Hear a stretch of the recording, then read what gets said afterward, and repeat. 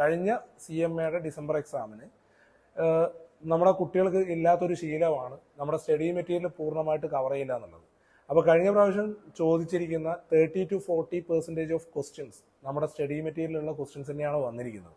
പക്ഷെ പല കുട്ടികളും സ്റ്റഡി മെറ്റീരിയൽ വായിക്കാതെ ഈ ഷോർട്ട് നോട്ട്സിന്റെ പുറകെയും അവിടുന്ന് ഇവിടുന്ന് കിട്ടുന്ന PDF-ന്റെ പുറകെയൊക്കെ പോയിട്ട് സ്റ്റഡി മെറ്റീരിയൽ കൃത്യമായിട്ട് റിവൈസ് ചെയ്യാനോ അതിനകത്തുള്ള ക്വസ്റ്റ്യൻസ് ചെയ്ത് കംപ്ലീറ്റ് ചെയ്യാനോ ശ്രമിച്ചിട്ടില്ല.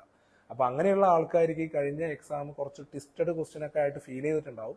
പക്ഷേ നമ്മുടെ സ്റ്റഡി മെറ്റീരിയൽ കൃത്യമായിട്ട് വായിക്കുകയും അത് സമയാസമയങ്ങളിൽ റിവൈസ് ചെയ്യുകയും ചെയ്യുകയാണെങ്കിൽ എക്സാമിന് വേണ്ട ഒരു 25 to 30% മാർക്ക് നമുക്ക് സ്റ്റഡി മെറ്റീരിയലിൽ തന്നെ എന്ത് ചെയ്യാൻ വേണ്ടി പറ്റും, ഒപ്പിക്കാൻ വേണ്ടി പറ്റും. അപ്പോൾ നിങ്ങൾ എക്സാമിന് പ്രിപ്പയർ ചെയ്യുന്ന ആൾക്കാരാണെങ്കിൽ സ്റ്റഡി മെറ്റീരിയൽ അറ്റ്ലീസ്റ്റ് ഒരു 2 തവണയെങ്കിലും കവർ ചെയ്താൽ മാത്രമേ നിങ്ങൾ ഉദ്ദേശിക്കുന്ന മാർക്കിലേക്ക് നിങ്ങൾക്ക് എത്തിപ്പെടാൻ വേണ്ടി പറ്റുള്ളൂ.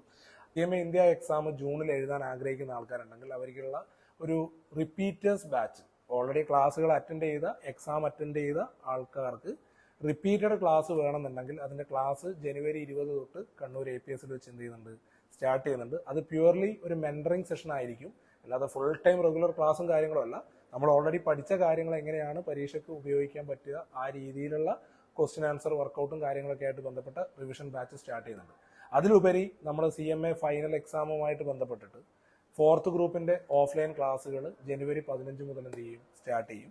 അപ്പോൾ ആർക്കെങ്കിലും ഇതിനകത്ത് ജോയിൻ ചെയ്യാൻ താല്പര്യമുണ്ട് എന്നുണ്ടെങ്കിൽ താഴെ കൊടുത്തിരിക്കുന്ന കോൺടാക്റ്റിൽ എന്ത് ചെയ്യുക, ബന്ധപ്പെടുക.